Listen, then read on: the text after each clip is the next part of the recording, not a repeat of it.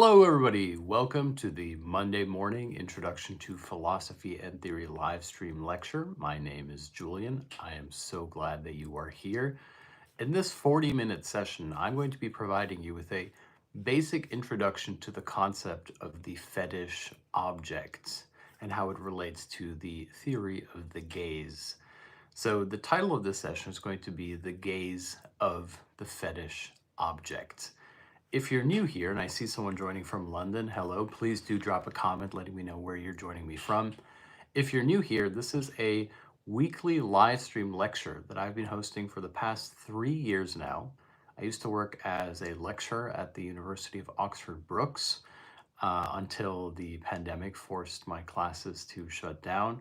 And I started hosting classes online for free, and I never looked back. I see Qatar, I see Canada, I see London. Hello, everybody. Please do let me know where you're joining me from. Finland, Chicago, Suriname. It makes me so happy knowing that we're connecting from around the world. Philippines, India. Thank you guys so much. And of course, you can also watch this class on YouTube. This is simultaneously broadcast to both YouTube and Instagram, whichever you please. If you prefer horizontal or vertical video. I also post shorter theory and philosophy videos to my YouTube if you're curious about that as well. Okay, so let's dive right in. But first, thank you to my patrons. If you'd like to download all of my lectures as an audio file, if you'd like to download my ebooks, if you'd like to be part of our learning community, which includes a bonus podcast and a Discord, please consider becoming a patron. It really makes a world of difference in terms of allowing me to host these lectures open access on the internet for free. Okay, let's dive right in. Today I want to talk about a concept that I think is really interesting and which has helped me see the world in a different way, and hopefully will be the same for you as well, and which I find to be quite accessible, quite enjoyable to talk about. And this is the concept of the fetish object, which is a key Lacanian psychoanalytic concept, which is also related to the Lacanian notion of the objet petit a, the object cause of desire. And if you're curious about that, stick around because I'll get there eventually. So I'll give you a very easy example of the fetish object. I was reading an article in the latest edition of The New Yorker in which they were interviewing someone who runs an auction house that specializes in memorabilia, especially memorabilia from celebrities. For example, you could buy a guitar that was once played by Nirvana's Kurt Cobain. And yet it wasn't simply on the level of the obvious memorabilia. It was also memorabilia that seemed to be ordinary objects. For example, an empty pack of cigarettes once smoked by Kurt Cobain was also on offer at the auction. In fact, you could buy lots of seemingly ordinary objects that nevertheless were being sold at tremendous value because they'd been touched by an artist. Another example from Kurt Cobain, a sweater that he had worn, which contained what might be a little bit of vomit in his pocket. And one of the interesting things that the auctioneer explained is that if they cleaned the sweater, it would actually be less valuable. In other words, what people were really paying for was the trace of Kurt Cobain's, let's say, own biological DNA material, i.e. the vomit, the crust of vomit that was still in his pocket. Here, of course, we have what you could say is the highest and the lowest, the sacred and the sacred and the profane coming together in the worship of celebrity, which arguably is a contemporary version of sainthood.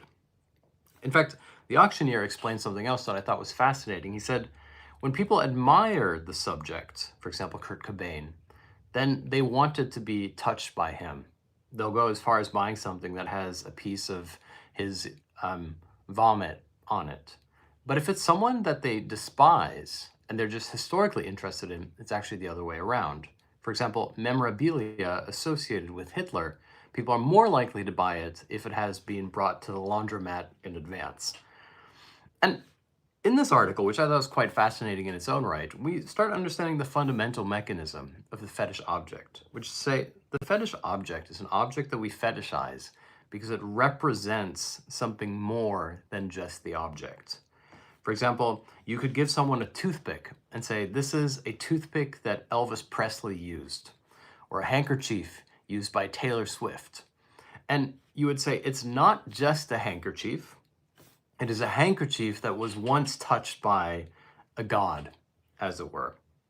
And the most literal definition of the fetish object from a Lacanian perspective is an object which appears to return the gaze of the subject. In other words, even though it's mere objects, it appears to return the gaze of the subject, which is to say, you look at it and for a moment you feel like it is speaking to you.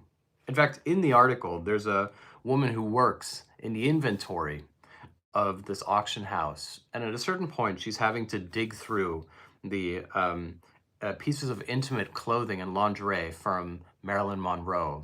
And while she's doing this, she feels like it's a violation of Marilyn Monroe, and she begins speaking to the clothing as if it were Monroe. Here we have the exact definition of the fetish object, an object which appears to be returning, in this case, a reproachful gaze, how could you, back to the subject. And this isn't just true for memorabilia. Like, think about the classic scene from Hamlet, right? Speaking to the skull. The skull in Hamlet is the fetish object. It becomes an interlocutor for Hamlet. In fact, it is as if the skull is speaking back to Hamlet as such. Of course, from the perspective of all dialogue, as a dramaturgical rule in theater, we require others as fetish objects in order for us to deliver our monologues, in order for us to develop our positions. Fundamentally, therefore, the fetish object, which appears to return the gaze back to the subject, is also a necessary facilitator of subjectivity as such. You can even see this in the idea of the Socratic dialogue.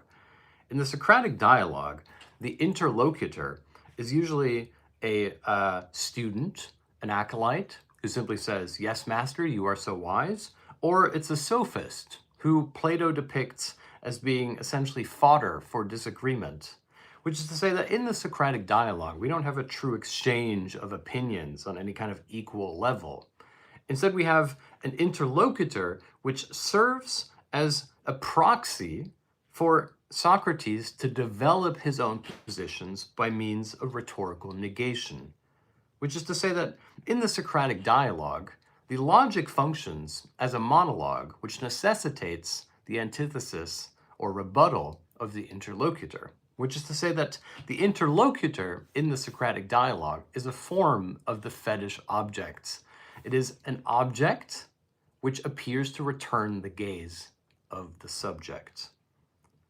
Now, this emphasis on memorabilia, which I'd like to stick with for a moment before we develop it further, should be taken quite literally. When you have an object of memorabilia, you have what is an otherwise ordinary object, which is suddenly elevated to some kind of ideal metaphysical plane. As I said before, you could have a handkerchief, but it's a handkerchief that was used by Taylor Swift. And here we have the fundamental mechanism of all idolatry, which is to say idolatry is the structure by which an object comes to represent the idea of the divine, something which is extraordinary in the most literal sense of the word. It goes above the ordinary material world. And from a Lacanian perspective, this is how he defines the sublime. For Lacan, the literal definition of the sublime is simply the object elevated to the level of the thing, which is to say an ordinary object has been elevated to this extra supernatural level of the thing. And what's important to note here is that fundamentally, this means that the object is a stand-in. It's a substitute for something which cannot be represented. It's an inverse of the maxim that you should never meet your heroes. After all, when you meet your heroes, you're confronted with the fact that they too are human beings, mere human beings, as it were. Whereas the fetish object, as an object of idolatry and worship, actually creates a distance between the subject and the sacred object, as it were, the object of desire. Which is to say, to continue this hopelessly trite metaphor or example, if you were to meet Taylor Swift, you would realize that she is just another woman, albeit an exceedingly talented one. Whereas if you have her handkerchief, you can worship the handkerchief in her stead, which creates a distance between you and her. And this is how we can understand the secondary mechanism of the fetish object, which is that for Lacan, the fetish object always serves to present a barrier between the subject and the true object of desire. I'll give you another example. A young man or woman who is entering into sexual adulthood will suddenly find themselves confronted with desires that might be even a little bit inconvenient. You're taken out of the realm of pure childlike satisfaction, if not innocence, where in which you're happy hanging out with your friends. As a guy, you're with other boys, but girls do not exist. Girls are gross, etc., and vice versa. And suddenly you become interested in the opposite sex. Now, one thing that a lot of adolescents will do at this point is that they'll put posters on the wall. Sometimes, or maybe this is hopelessly old-fashioned. Maybe nobody has posters anymore. Posters on the wall, often of a somewhat sexualized nature. And often parents will be scandalized. How can my innocent child suddenly have this pinup on the wall?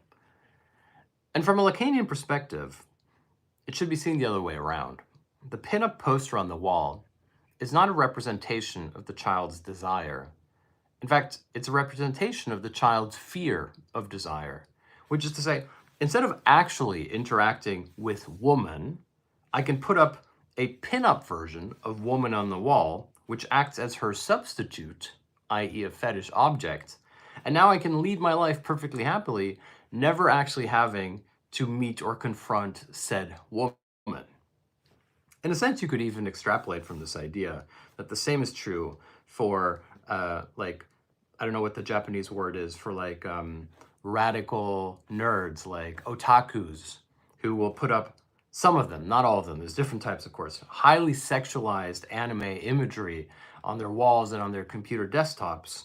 And yet, this isn't because they want to actually go out and sexualize women necessarily. It's almost the exact opposite. It's the fear, the social anxiety associated with interacting with real women, which creates the necessity for this fetish object, not as a substitute, but as a barrier. The point being, the fetish object is not a substitute of the ideal. Instead, on a structural level, the fetish object presents a barrier between the subject and the ideal, which therefore upholds the ideal. After all, the easiest thing to undermine the content of the ideal would be to be confronted with it. Therefore, from a Lacanian psychoanalytic perspective, all desire masks a fear of achieving what you desire, of being confronted with what you desire. In fact, you could make the argument, I would make the argument, that the central lesson of psychoanalysis is that not only do we not know what we want, but that we fear what we want. Perhaps even further, if we were to acquire what we want, it would be catastrophic. It would be terrible for us. Oscar Wilde has this great quip, which is very Lacanian in this sense, where he says, life has only two tragedies. Either you don't get what you want, or you get exactly what you want. And the second one could be much more Lacanian, which is to say, the only tragedy in life is getting what you want, is being confronted with the object of your desire, which therefore loses that which sustains the desire. This is the central formula of Lacanian theory of desire, which is to say that what we truly desire is desire itself. And the easiest way for you to lose your desire is therefore to have satisfied it, to have obtained it. And this works as a central mechanism of all consumer culture, which is to say, there's always a new iPhone to look forward to, another car to purchase. There's always, I don't know, another level to play in your video game, etc.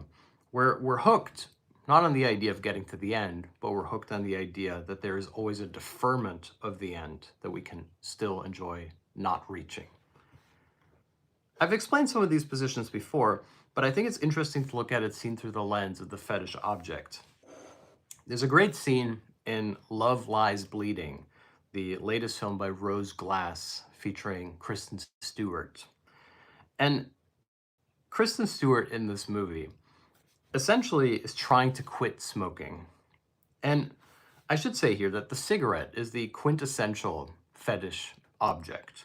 Not only is it a stand-in for the oral anal drive, which is to say a lot of people who smoke don't necessarily smoke the entire cigarette, like they'll throw it away and light up a new one.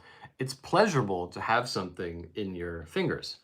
In fact, a lot of people who used to smoke will often pick up something else as a substitute for smoking, like chewing on a pencil, for example. The central mechanism of the oral anal drive is therefore repetition. It's the fact that it can't be completed. There's a horribly crass and vulgar joke about this that Slavoj Žižek likes to use, which I will mention here, but you can cover your ears if you don't want to hear it. Slavoj Žižek has a joke where he's talking about someone who is learning how to perform sex. He's doing it for the first time, and his partner is teaching him how to do it. And she says, while they're doing it, she says, yes, just push it in, take it out, push it in, take it out, push it in, take it out. At a certain point, the young man stops and he says, make up your mind. Is it in or is it supposed to be out? Horrible joke, I know. But it does serve to illustrate the central mechanism of the oral anal drive, which is the pleasure of repetition. And fundamentally, the cigarette as fetish object provides you with the same sense of repetition, which is to say that almost nobody smokes a single cigarette.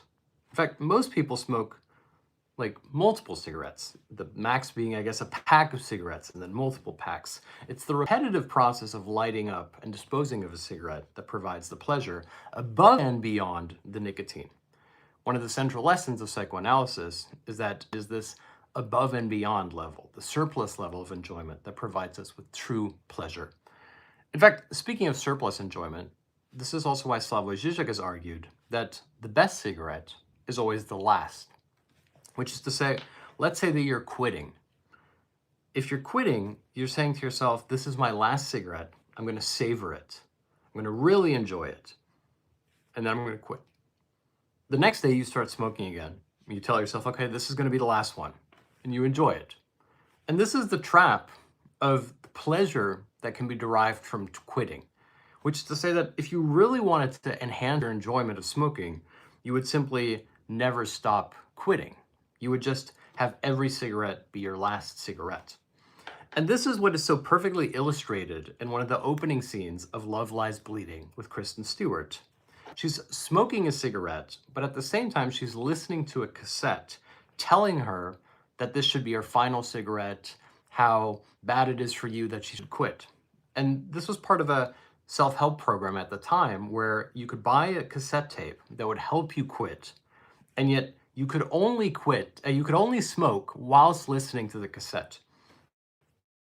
And of course, the underlying mechanism here is that Kristen Stewart realizes that the best cigarette is the last one. And so every time she lights up, she just turns on this cassette and she listens to the tape telling her that this has to be her last cigarette. What's important here is that once again, we have the same fundamental mechanism as in the fetish object, which is to say that the object is a stand-in of something else. In the object of worship, in other words, in the memorabilia, it is an object which is a stand-in for the idealized other. And yet, as I said before, it is strictly speaking not a substitute, but a barrier. It creates a distance between you and the object, the true object of your desire. Whereas the cigarette represents the object of your desire, but strictly speaking, the true object of your desire goes above and beyond the cigarette. It's the structural mechanism of the repetition of the oral anal drive. Therefore, once again, the cigarette becomes the embodied barrier between you and your satisfaction. This is why Lacan argued that all drives are death drives.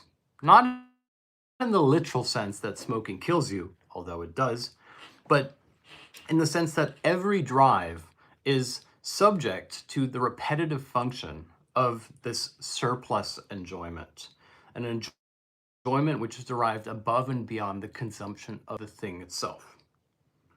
Now, from here we can actually make a pretty massive leap towards the Lacanian theory of the objet petit a.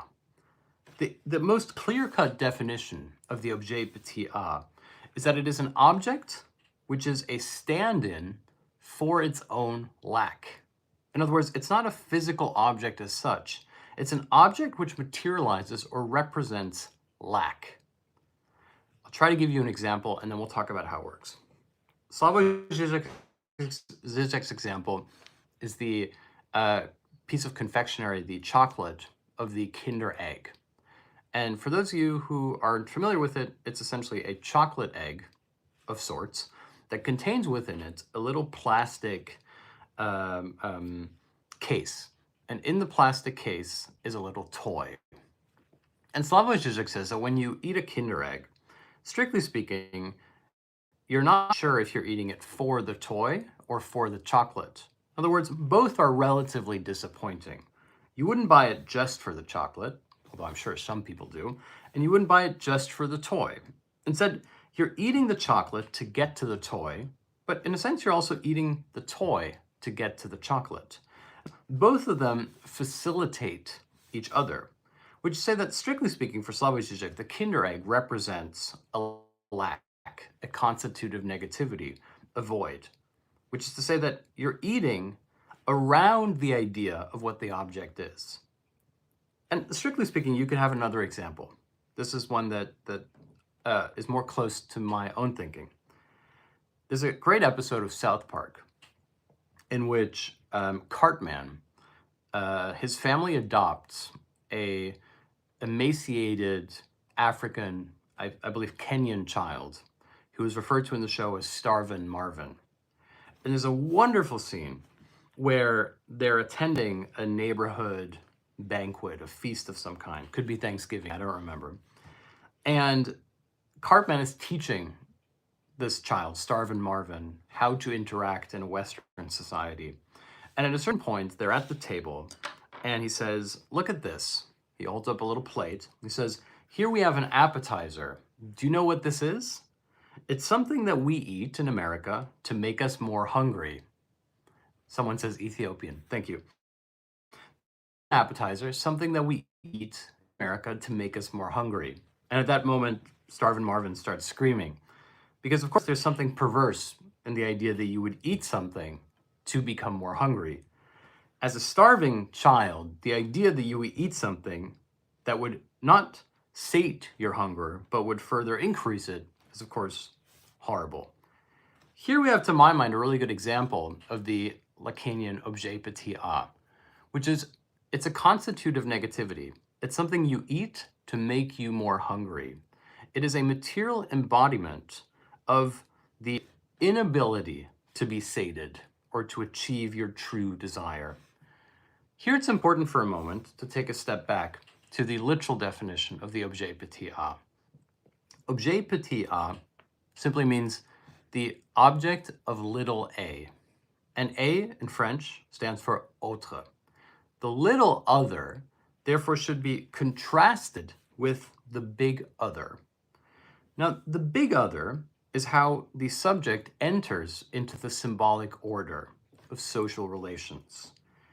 The initiating gesture of entering into the symbolic other is therefore, for Lacan, the name of the father. And the principle of the name of the father can be expressed very simply. The child growing up wants to be with the mother, wants to be with her all the time. And at a certain point, the father intervenes and says, no, you can't be with your mother.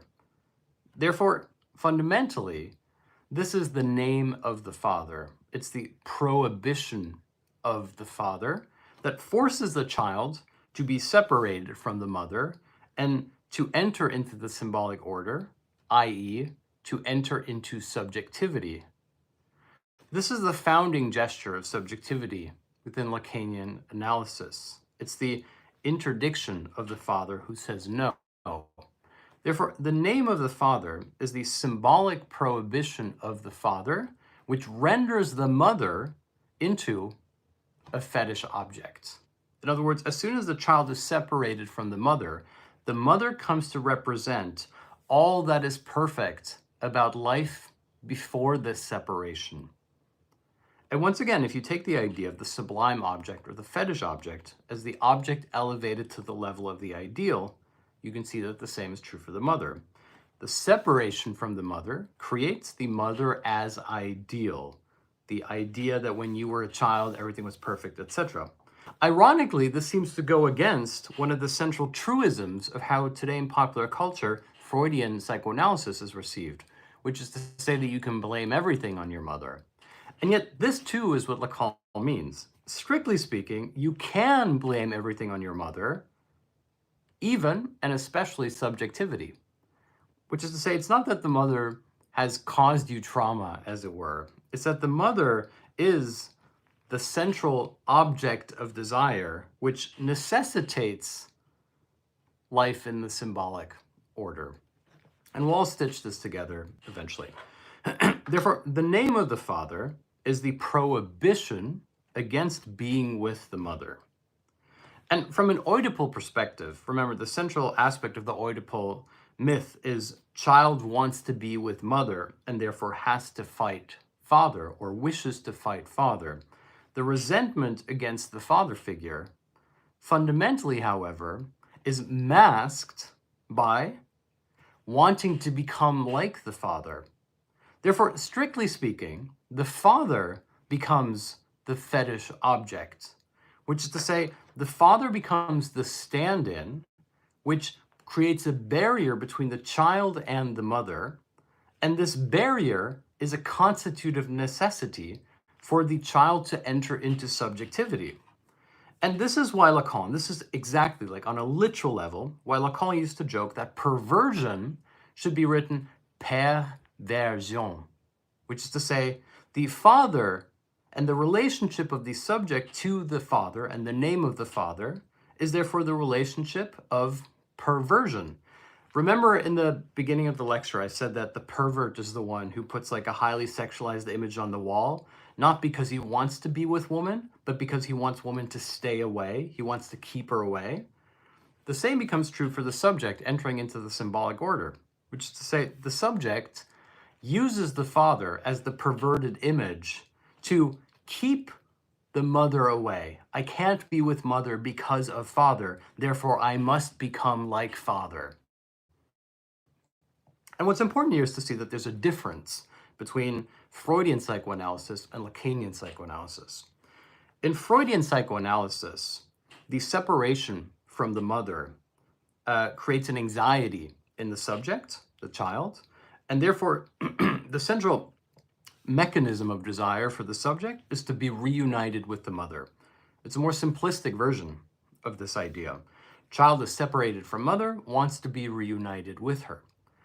And yet, from the Lacanian perspective, it becomes radicalized.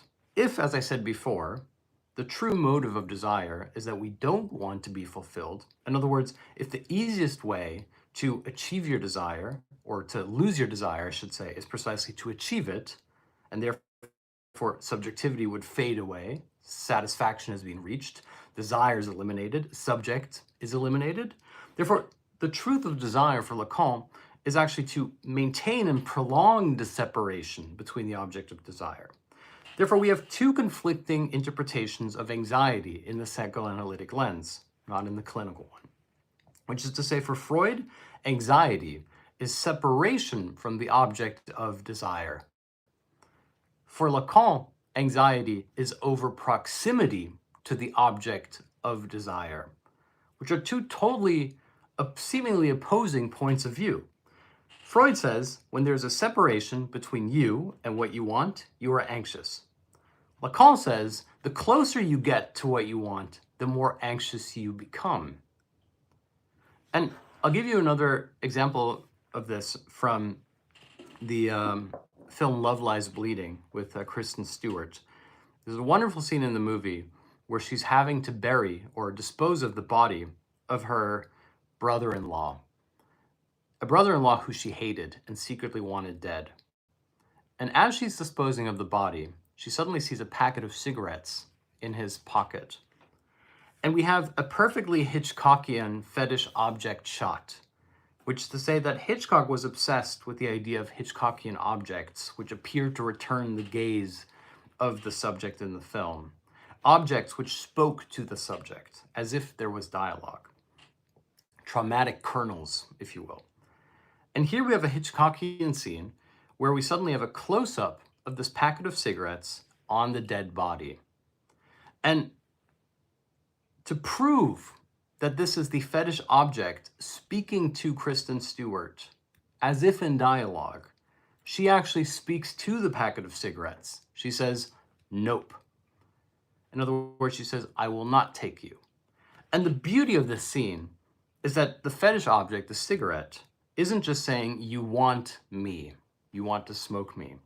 It's also confronting her with the true object of her desire, which is, you really wanted the death of your brother-in-law. It's confronting her with the traumatic kernel of her own desire. And the cigarette is, of course, a stand-in for her desire. Cigarette, she can simply keep smoking over and over again. She never has to reach any kind of tangible place of what she wants. But the body of her half-brother is what she wanted all along. And of course, she can't confront this reality, which is why she refuses the cigarette. It's the moment in the film where she refuses the cigarette. Then at the end of the movie, spoilers for Love Lies Bleeding, at the very end of the movie, she's once again confronted with the body.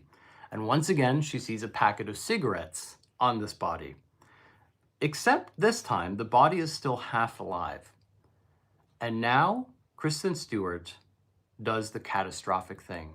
She fully identifies with her desire. She goes from death drive to hedonism, which is to say, she kills the body herself, takes the cigarettes off the dead body, and lights up.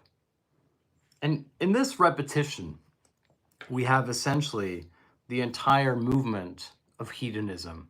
Hedonism is the overcoming of the fetish object so as to directly identify with the object of your desire, which of course, in a sense, is catastrophic for the subject. The subject thrives in the death drive repetition of deferred enjoyment, not really getting what you want. Remember, this is the quip from Oscar Wilde I mentioned. Life is only two tragedies. Either you don't get what you want or you get exactly what you want. Hedonism is to make the leap above and beyond the fetish object to fully revel in what you want. In this case, her desire is a murderous one. She wants to kill her brother-in-law. She wants to kill her former lover. She becomes a monster, essentially. And yet an emancipated monster, a free monster, as it were. It's a wonderful movie, by the way. Love Lies Bleeding. Highly recommend it. But if you be aware, there are elements of body horror, and it's not for the faint of heart, as it were. Now, to briefly return to the objet petit a. The objet petit a is therefore the object of the little other. And we already said that the big other was the name of the father, the symbolic order that the child is thrown into. In other words, the symbolic order is the horizon or the backdrop, the stage, if you will, against which subjectivity emerges. And the objet petit a, the little other, is therefore the object which functions as the imaginary placeholder so that the subject can find himself or coordinate himself in the symbolic order. Essentially what this means, because I know this is highly abstract, is that the imaginary functions as a compass, as a frame of reference for the subject to navigate himself or herself, themselves, in the symbolic order as an autonomous subject, which is to say, I am who I am because of what I want. In other words, it creates incentive structures for the subject. And the objet petit a is therefore not the literal or material object of desire. Instead, it is the object cause of desire. It is a stand-in for desire as such. It is a constitutive negativity. It is an object which represents a void, or if you will, it is a fetish object which represents extension. It is a fetish object which represents impossibility. It is a fetish object which represents something which cannot be represented. Loss as its own gain. Negativity as its own constitutive element. Therefore, if the central mechanism of the sublime or the fetish object is to say that it is a stand-in for the ideal, it is the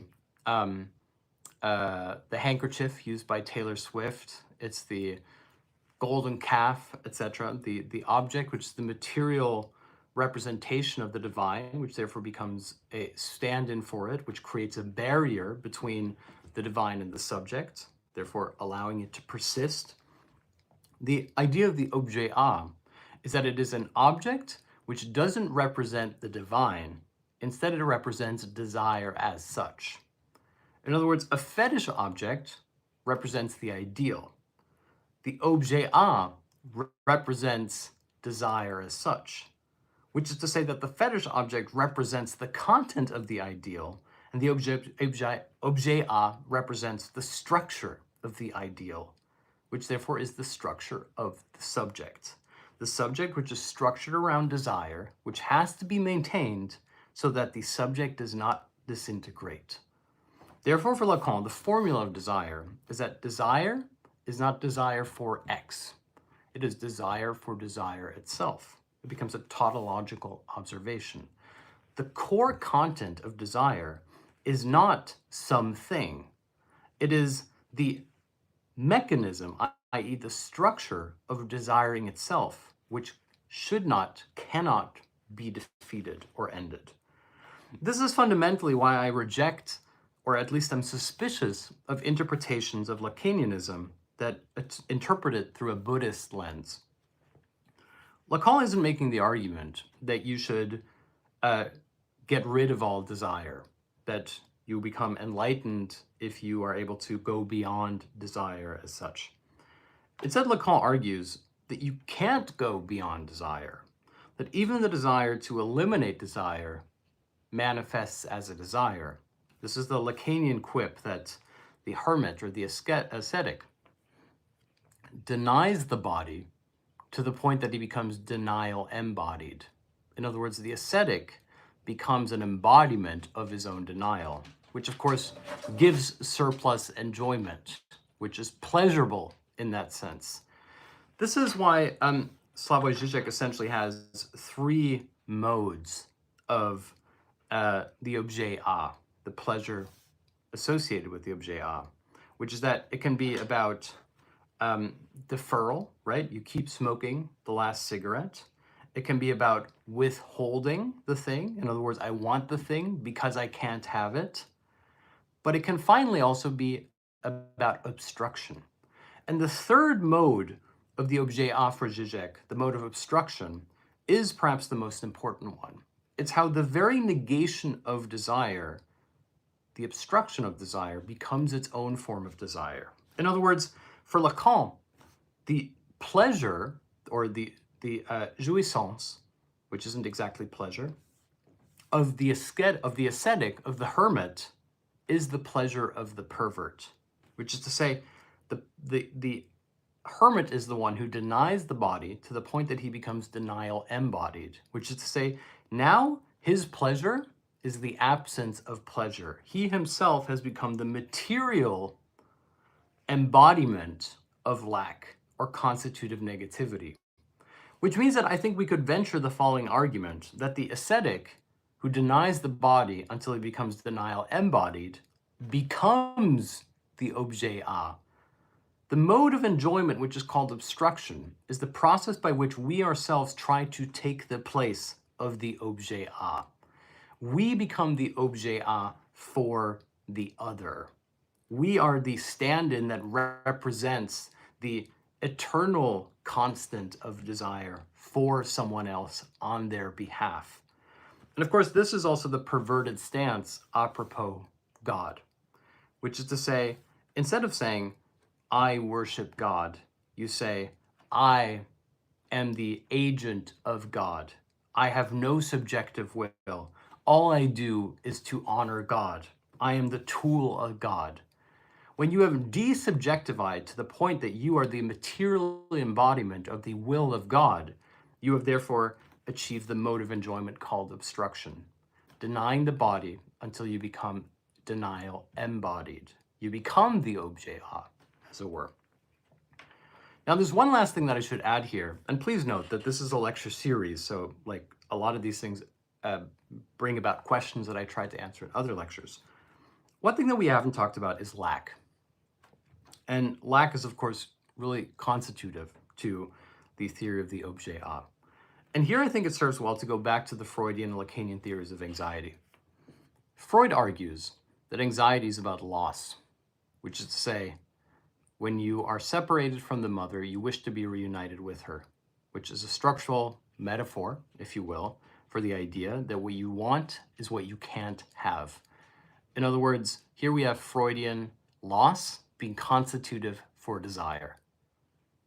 Lacan simply takes the Freudian loss and turns it into lack by saying, it's not that you want it because you can't have it. You want it as long as you can't have it, which is to say that we've gone from seeing desire as being, I've been separated from the object of desire and I want to be reunited with it, which is the anxiety of loss, towards the anxiety of lack, which is constitutive. Lack is therefore to say, I will fill in the gap between me and the other. Instead of trying to breach the divide and being reunited with the other, I myself will fill in this lack. And the objet is therefore the object which represents the transition from loss to lack, which is to say, I'm not eating this appetizer, as it were, because I wanted to still my hunger. I'm eating the appetizer because I want to be more hungry. In other words, it's not the object meant to bridge the gap of loss. It is the object which is there to represent the constitutive negativity of lack. Lack embodied, lack made material. And here I would even risk a theological argument, which is to say that the transition from the Old Testament to the New Testament is thereby precisely the overcoming of the central logic of loss towards the constitutive negativity of lack, which is to say, Christ on the cross is not the one who brings us into heaven. He's not the one who reunites us lowly people with the divine. This interpretation of Christ would simply have Christ be a fetish object. In other words, he was touched by God. Christ as the handkerchief of Taylor Swift. Instead, what happens within the figure of Christ is the transition from loss, in other words, desire created by this gap between man and God, towards this transubstantiation of God back into man. If you will, Christ, therefore, becomes the objet in which God himself is placed back into man. Therefore, Christ on the cross is the transition from Christ as fetish object to Christ as objet. And you can even see this if you read the Gospel of Mark, where, being Palm Sunday, having been Palm Sunday, I think this is apt, Christ is mocked in terms of, how can you claim to be the Son of God if you can't even save yourself? Look at this lowly person who considers himself to be the Son of God. You claim that you would destroy the temple and replace it in 3 days. In other words, he's mocked on the level of loss, which is to say, if God is the ideal, then you are a poor substitute for God. If God is king, then truly you cannot be king. You are a mere man. This is what Zizek, building upon Chesterton, has called the monstrosity of Christ, which is that seen from the transcendental logic of the Old Testament, all-powerful God and sinful man, Christ appears inept, monstrously so. And yet the transition from Christ, the supposed fetish object, which therefore has to be the representation of God, to the objet a, is the process by which God himself and the gap between man and God is transposed back into man. Which is to say that on a theological level, when Christ dies for our sins, he's strictly speaking dying for the original sin. He's dying for having been cast out of paradise, which is another way of saying that Christ is dying for the transcendental binary structure of heaven above and world below, which, if we bring it to its logical conclusion, means Christ is dying not just for our sin, but for God's original sin. God's original sin being the transcendental binary by which God and man are forever separated. Therefore, in the figure of Christ, we see the reunification of man and God. The ascension, therefore, is not the literal ascension of a staircase to heaven, but in a weird way, it's an inversion by which God comes down to us in the figure of suffering man, in the figure of Christ. Fundamentally, therefore, this new faith that emerges in the New Testament is a faith that follows the logic of the objet petit a, which is to say it's no longer about being reunited with God in heaven. It's about creating a heaven on earth, a heaven which has to be created each and every day. It's like love.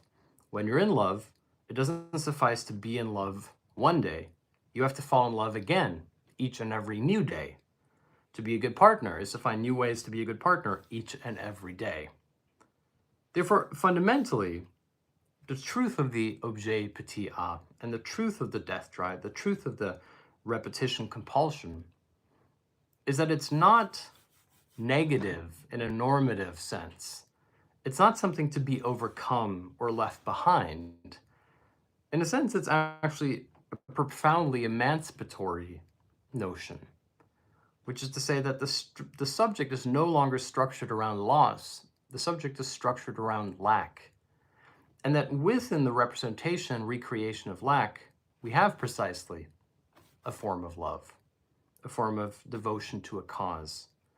Therefore, it's no longer a binary between authentic freedom and symptomatic life. Symptomatic life becomes a representation of the impossibility and the futility of life as such. The emancipated subject is therefore not the subject who fully gives in to his desire, is not the hedonistic subject. Instead, the emancipated subject is the subject who realizes the constitutive agency of desire as such, the horizon in which desire is cultivated. And as I said at the beginning of this lecture, the objet a is that which gives us a frame of reference for how desire is structured, which means that it also is the frame of reference through which the subject is structured. Therefore, if you want to imagine a new world, it means you have to imagine a new subject, which means you have to imagine new incentive structures. Which means that if we can imagine new incentive structures, if we can reorient the axis of our desire, we can also create a new subjectivity and thereby a new world. And so I would argue that it's not about leaving desire behind so as to be elevated to some kind of nirvana realm, which would be a transcendental mode of thinking. Instead, it's about embracing desire as the truth of the subject, by which I mean not as the content which has to be achieved by the subject, but as the form through which subjectivity emerges in the first place. This means that to understand desire is to understand the truth of the subject, and to understand the truth of the subject is to acquire the possibility of emancipating the subject. After all, emancipation, to my mind, is nothing more and nothing less than self-knowledge, knowing oneself. And to know the form that the self takes is therefore to be emancipated, to have acquired self-knowledge. Thank you so much. I really enjoyed this session. I hope it's been fruitful for you as well. You can download all of my lectures on Patreon as well as my ebook. And of course, thank you for starting your week with this video. And I hope to see you next week. See you then.